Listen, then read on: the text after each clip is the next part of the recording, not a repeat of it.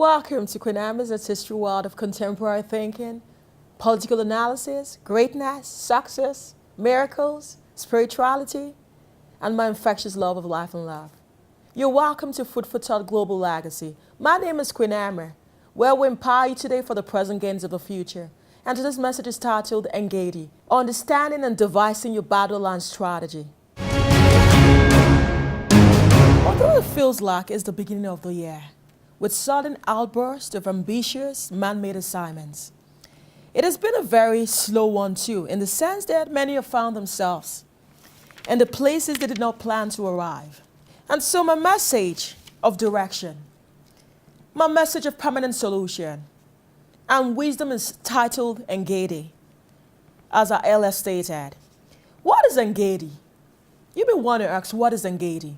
ENGEDI is a place of succor and protection. ENGEDI is a place of assurance and love. ENGEDI is a humble place after seeking ultimate direction. ENGEDI is a place of purity. What are those alternatives in your life that could be original? This is what I've called ENGEDI. ENGEDI is a place of favor where intelligence is provided for you from your position, probably your long-standing enemy. ENGEDI is the field of life and battle rest. ENGEDI is a place of possession. ENGEDI is a place for the people and by the people, democracy. So the prophetic message to properly engage in the right direction for a battle line strategy will be referenced by a famous biblical character, David. We all know David. Don't we know David? We know David in the Bible. David was a famous king even before he finally succeeded Saul. Although Saul could not accept the defeat of stepping down and continued with his witch hunting to kill the king, David knew his life was at risk and others he was called to lead. Thus, he had the clear-cut strategy on the next line. He was anointed and empowered long ago to assume his kingship, but it was not long coming or forthcoming to him. Counterfeit your counterfeiting, which is not a condition precedent for peace, are taking over Saul. Man-made assignments and false ambition, carved with the hands, had caused so much hardship for a majority. 1 Samuel chapter 22 verse 2 states, "And everyone that was in distress, and everyone that was in debt, and everyone that was discontented, gathered themselves unto him, and he became a captain over them, and there were with him about 400 men." What are we talking about here? We're talking about David.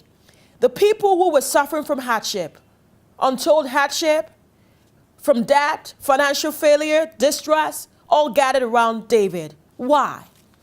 David knew the solution to the people's problem, and in his humility inquired from the highest heaven the way forward.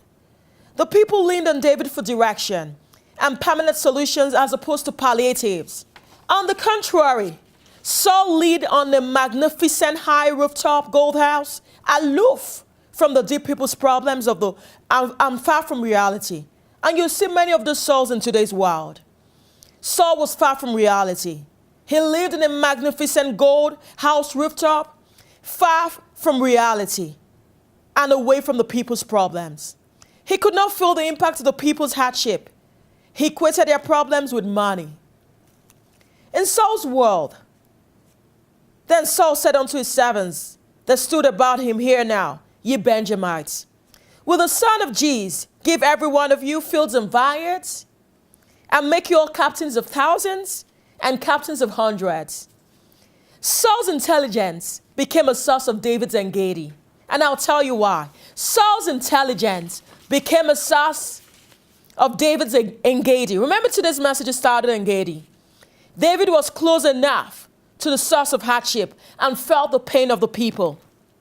He had experienced their discontentment, their debt, financial failures, homelessness, dislocation. He had been a refugee. He had suffered distress of different intensity and degree and magnitude. It was no surprise, although David did not sit in the normal king seat by the standards of this present world. However, his followership was second to none. And I'll tell you why. David knew he was the rightful authority to lead the people, sitting in the seat of honor. David chose not to fight the opposition, Saul, but sought the help of allies temporarily and the help of God until he finally arrived at ENGEDI. David's quest for the highest intelligence was second to none. Sycophants could not steal away David's praise from the greatest source. How did David arrive at ENGEDI?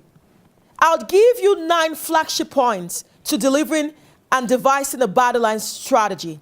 I would give you 9 flagship points to devising a battle line strategy. Number 1, purity.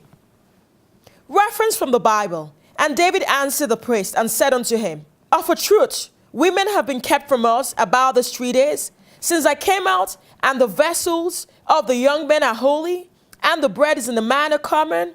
Though it were sanctified this day in the vessel, David understood the greatest connection came from purity to get answers. David understood the greatest connection came from purity to get answers. That's the first point. Number 2, second flagship point, historical resources, replicable victory. 1 Samuel 21, 8-9. David requested for assistance from the right source. It led him to the former sword of victory called the sword of Goliath, the Philistine, whom thou slewest in the valley of Eli. Behold, it is here, wrapped in a cloth behind the ephod. If thou would take that, take it, for there's none like that. Give it to me. We all know the sword of Goliath. Goliath was a strong-time, long-standing enemy of the Israelites. He was a Philistine. And he terrorized the present king in that era. His size alone was a terror to the king and also to the people the king was called to lead. David was a little boy filled with the Spirit of God. And David took it upon himself to fight Goliath or to stand still. He took over the enemy's resources and he stripped Goliath bare of his title. He called himself a champion, but David showed him that he was the champion after all, after the whole battle. Another flagship point here is a sustainable, strong coffer, which he turned into in time of need. David turned it to a sustainable, strong coffer. Why is a strong coffer important in today's government? Why is it important? David turned to a sustainable, strong coffer in the time of need. What is in your coffer that can assist you during present time of need? What are those cash substitutes? What key resource is capable of a multiplier effect in your coffer? And so during time of need again, David goes back to his coffer and he finds the sword of Goliath, the resource which he had taken over from the enemy. This was valuable for David in time of need. So a strong coffer, a sustainable coffer cannot be taken for granted. David's quest for intelligence was second to none. The third flagship point is the song of past victories. Encourage David during tough times. The famous song is, David's song of victory was chanted along across the borders. Saul has slain thousands, and David his 10,000s. David remembered the song. This was a song of his victory. After he went into battle, although Saul was king, but David assisted Saul. But David became more popular than Saul because of his battle line strategies. He knew another flagship point, number 4. David knew his strong enemy and exactly what to do with him. He knew the difference between a snake bite, the consequences, venom, now circulating in the system, how to cut it off from the source. He maintained a consistent pattern of behavior dealing with a long-standing enemy. David maintained a consistent pattern of behavior dealing with a long-standing enemy. Why? He knew the long-standing enemy had not changed in any way. He knew Saul was a long-standing enemy and a strong man. David knew who the enemy was. He knew who the venom was. He knew what was circulating in the system. And he knew how to cut off the venom from the source to stop spreading across borders, to stop causing global terrorism.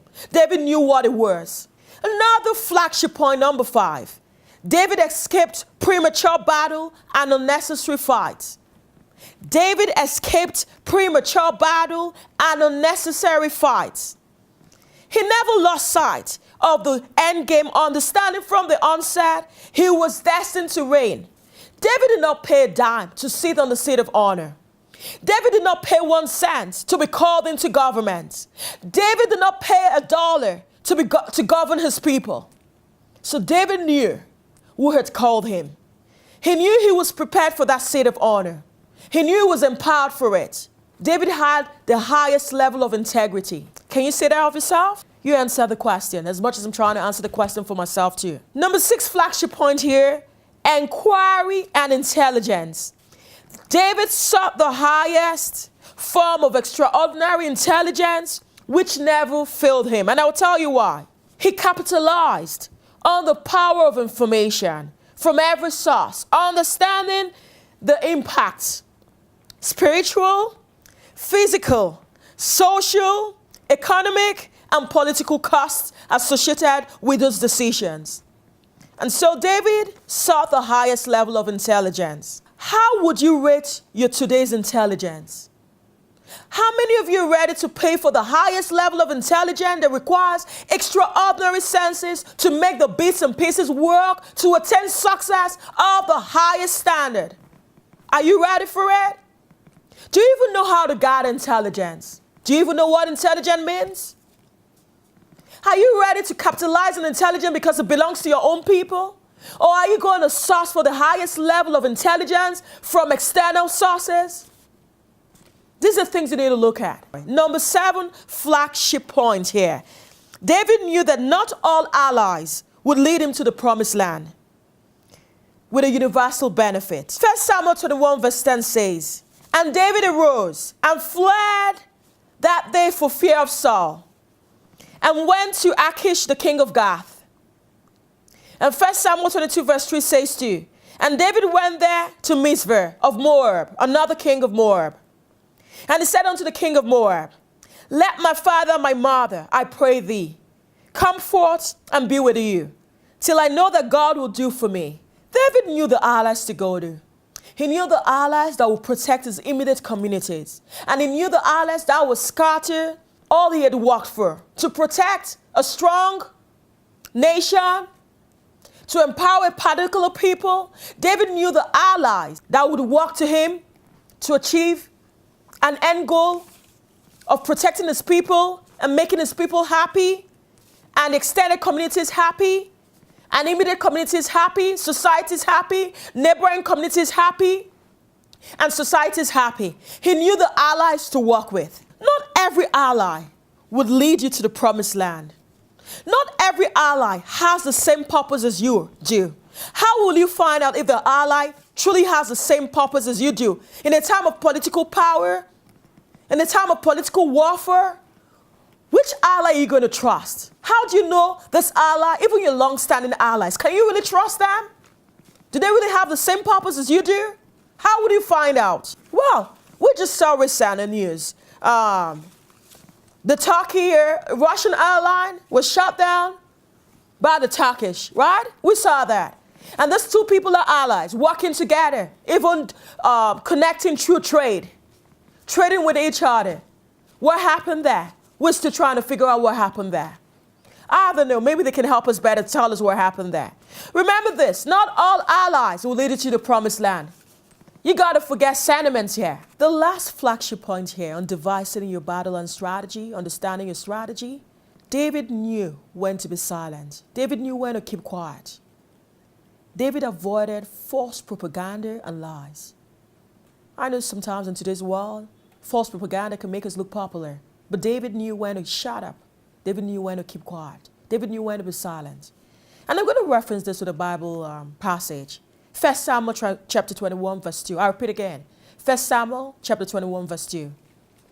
David said unto Ahimelech the priest, "The king had commanded me a business, and has said unto me, Let no man know anything of the business whereabout I send thee, and what I have commanded thee.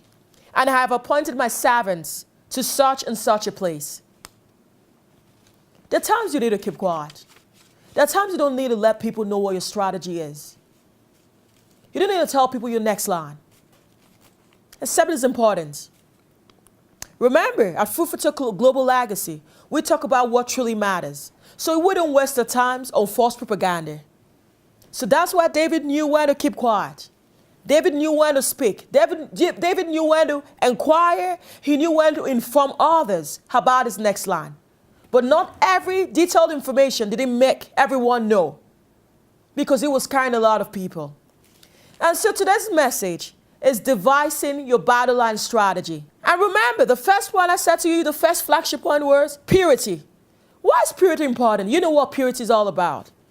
David stayed away from women when he wanted to inquire and connect to the highest heavenlies to get information, to get the highest level of intelligence. David stayed away from women. He wanted to connect in a pure form to get the information and the intelligence he needed. Number two, we spoke about historical resources, replicable victories. David conquered the longtime enemies of the Israelites, Goliath, who was a Philistine, and he took away the resources, cut them off from the resources. He actually stripped Goliath off his title, stripped him off of his ammunition, his armory, everything that he had. David did that. And so David could rely on this past time victory for present time needs, which he did. And he went back to a strong coffer. He was led to Eli the priest. And the priest said to him, when David was going to go fight battle, he went back to the priest and said to the priest, I need you to help me. And the priest led him back to the strong coffer and said to him, this is what you left in the coffer. And David found the sword of Goliath the Philistine. And he took over the sword and went back into the battle line. So you see how a strong coffer can help you, how a strong defense can help you, how a cash substitute can help you in time of need. David knew that not all allies will lead him to the promised land. Who are your allies? Is it based on long-standing relationships? Into this present world, with political warfare, political fights, different interests in different countries, who are your allies? Do you trust them? Are they going to give you a headache afterwards?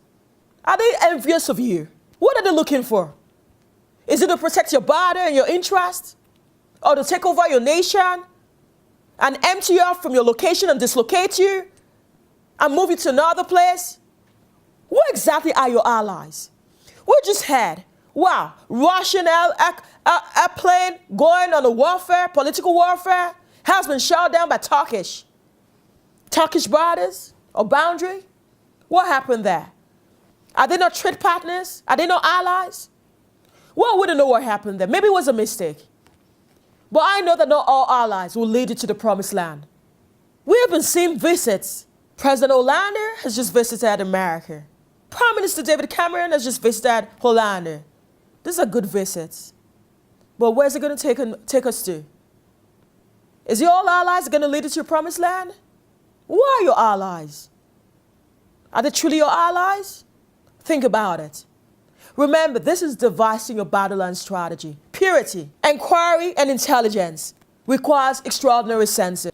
Replicable victories, strong coffer, sustainable coffer, cash substitutes, defense, key resources with multiplier effects. Who are my allies? How have I successfully selected my allies? On my scale of preference, how do I select my allies?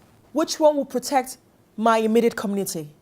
When there's a threat, not just a threat, a major threat, disturbing my government and my people, what ally will help me? David knew who the strong man was. He knew who the enemy was. David knew the snake. He knew the source of the snake. He knew the poison, the venom, and he knew how to cut it off from the source. Humans know when to cut off the enemy's resources. That is the source of affliction. Is it a snake? Is it a venom? Is it the impact? What exactly are you trying to treat at this time? What are you trying to make a key matter this time? Remember this. David knew the snake. He knew the snake was capable of producing venom. And this time around, David knew that the snake had beaten hard. And the venom was already circulating and cursing what? Global trouble. But David knew when to cut off any further venom circulating and treating even the venom or rather the system. You must understand. how to play that battle and strategy is very important. That's a source of affliction. You need to know when to cut it off. Thank you so much, my viewers. Thank you so much, listeners. God bless America, Africa, Asia, Antarctica. I know Antarctica is made of plants and animals, but they're part of a universe. Europe, Middle East, Australia. Thank you so much. Remember, today's message started in ENGEDI. How did David arrive at ENGEDI? ENGEDI, a place of succor, a place of protection, a place of favor, a place of battle and rest. How did David arrive at ENGEDI? He understood how to devise his battle line strategy. And he understood the 9 flagship points, which I have highlighted in today's message. ENGEDI, thank you so much. God bless you all. Queen Amber, Food for Thought Global Legacy. Empowering today for the present gains of the future.